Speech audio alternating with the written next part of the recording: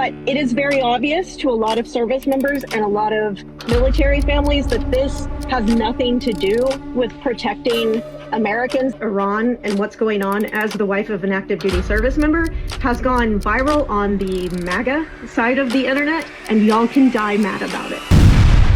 There's a reason why dependas, aka wives of military members, have a bad rap for a lot of different tropes that are out there. Now, this one has decided to go on to one of the major news networks, TMZ by the way, and they're covering less of the pop culture stuff I've noticed over recent years, but they've somehow decided to get this individual on. This is Kendall Brown. You can see she's got 492,000 followers over on TikTok. Now, you might be able to guess that she's also a certain leaning here if you read her bio, where it says, follow my gardening content at Seeds of Rebellion. Under current stances, you can probably assume what's going on here, but she decided to go on TMZ Live, and this is what she had to say. But I think the thing that people have to keep in mind is that it's one thing to accept taking on risk to protect your country, but it is very obvious to a lot of service members and a lot of military families that this has nothing to do with protecting Americans. This has everything to do with distracting from this administration's dismal performance at home. And what we aren't okay with, what my husband isn't okay with, is risking their lives to serve that distraction. I see your viewpoint there, Kendall, but I'm just curious if you saw Secretary Hegseth's briefing this morning where he said that this was about going after a regime that was, for years, has supported terrorism that has cost America the lives of soldiers around the country, around the world,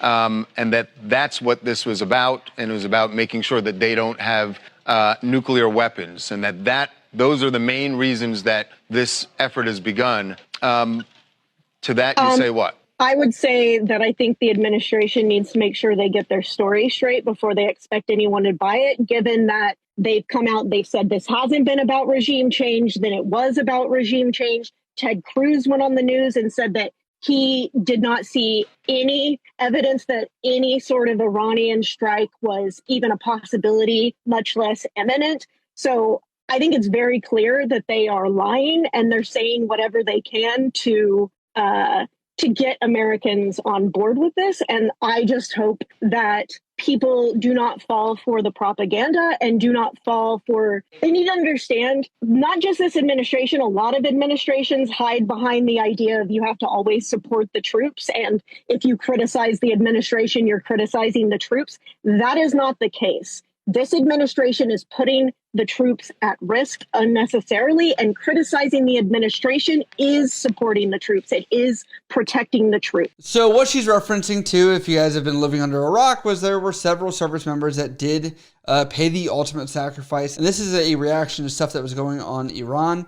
And so essentially, yeah, but saying me and my husband don't like this administration and they can track your husband down and you are a left-leaning TikToker, I'm like, not a great idea. And the comments had the same sentiment as well, where this person says, wait till his chain finds out over on Instagram. And this person says, imagine just vibing with the boys downrange and your wife is rank maxing to TMZ how much she hates this country. And lastly, this person says, I welcome her opinion, but as a military spouse, this could blow back on him. Yes, it could blow back on him. And I know there's a lot of people that are going to come out from legal sense of, well, he didn't technically say it. He didn't technically this or that. I will tell you, the best thing that the military could do is make him sit in a corner and color and try and make it as legal as possible, but still say like, hey, you can't keep this one under control. There you go. That's what I'm going to say.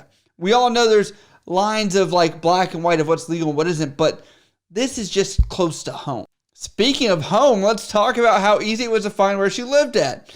Viviana says, not good. It took me a few minutes to figure out who her husband is and where he's based. McConnell Air Force Base will be made aware of you and Andrew's sloppy social media presence. Yikes! But she has since then decided to continue to double down, even with comments like this, where she's continuing to go on and say that she wants to voice her opinion. Check this out. Talking about Iran and what's going on as the wife of an active duty service member has gone viral on the MAGA side of the internet. internet, and I want to talk about the response that I've gotten from them, because it is at once fascinating and also deeply infuriating. I recognize that video of mine, I was being hateful, right? I stand by that hatefulness, but I was being hateful. But the most fascinating part of the response is how many of them, in their response to this particular video, have felt the need to justify their hateful responses by saying some variation of, well, and we're only being this hateful towards you because you were this hateful towards us. You said you hate us, so that's why we're being this hateful. And to that I say, bullshit, absolute bullshit.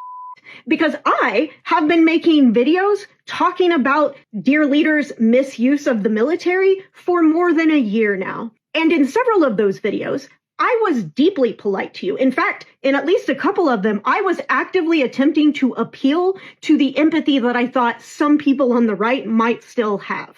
And you want to know what kind of response I got from y'all then? Every bit as hateful. It literally does not matter what my tone or delivery is, because ultimately, you're just mad that not every military family is going to quietly go along with your jackass sending our loved ones to die in a foreign country in order to distract from his own dismal failure here at home. That's what you're mad about. You're mad that despite all of that dehumanizing that you all have been doing, that people like Pete Hegseth have been doing to reduce service members down to nothing but war fighters, not human beings with lives and families and dreams and hopes. No, just war fighters. You don't want to hear how many service members are upset about this. So yeah, we have seen other instances. I'll call back to a video I made only a couple days ago of a service member saying she would apologize for the president because she worked at a NATO command.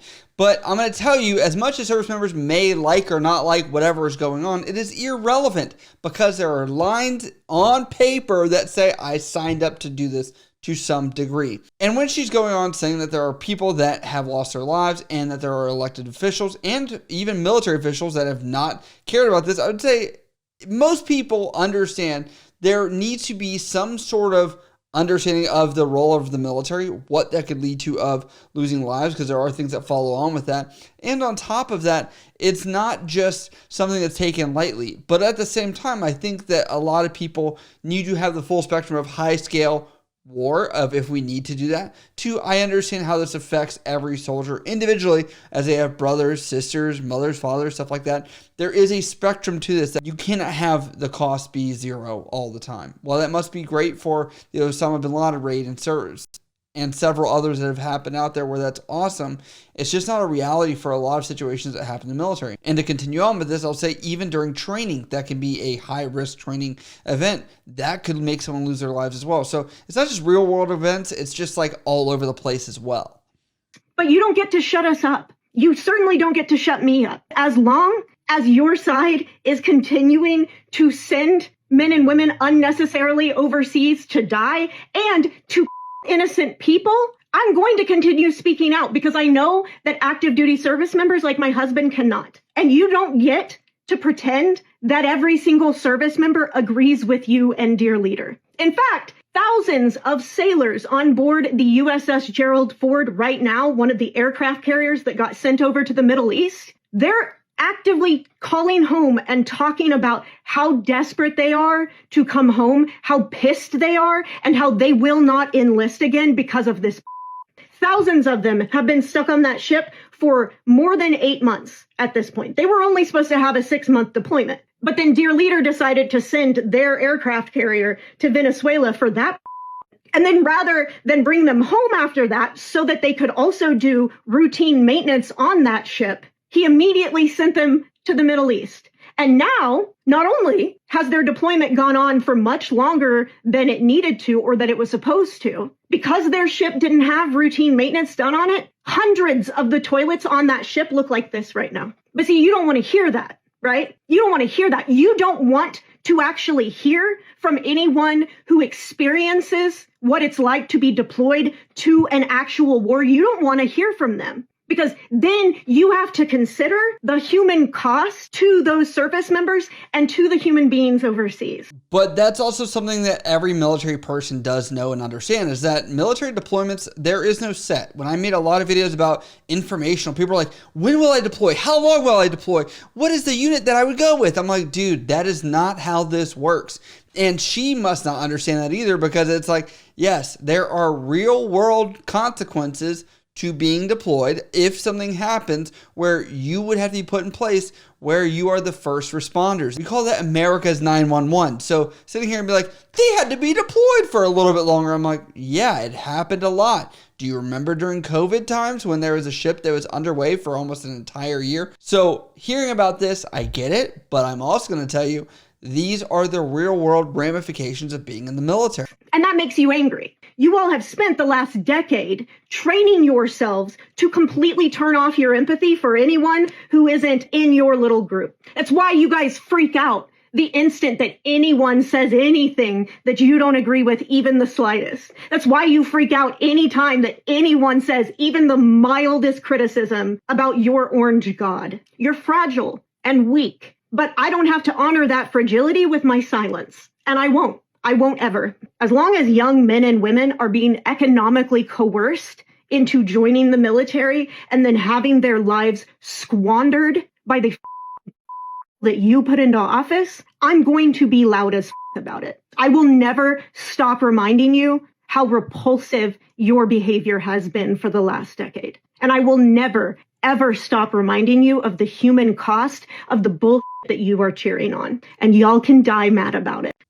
Does she know what's happened in the last 10 years? Like, there's been several different iterations of people that have led the military and have been elected as officials, which I find crazy. It's not political, by the way. She's tying a lot of this into politics. I'm trying to keep it in the military sphere here of just objective facts of what's going on.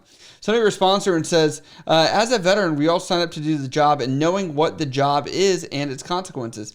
That's what the military is. Military doesn't mean let's sit on our butts and not do anything while getting paid. And she responds saying, are you unable to see the difference between sitting on your butts doing nothing and willingly doing the job but expecting the people in charge to demonstrate a basic level of respect and understanding of that sacrifice by not squandering it? I don't know what she means by squander, because inherently by like the global powers that be in geopolitics that have occurred, like the U.S. military has been one of the most forward projecting militaries that's out there and most capable, where it's known you are going to leave your lands of the US of A to go do something. So I'm like, I don't understand. Is she wanting every military member to just come back to the US and be like, we're isolationists now? I don't think that's the reality that we're going to live in either. But yeah, that leaves us with this video. What do you guys think about her stance and kind of what she may have done or not done with her military husband's career? If you still want money to come in and food on the table, I'd say I guess you're going to rely on TikTok a little bit more. But let me know what you guys think about this down in the comments below.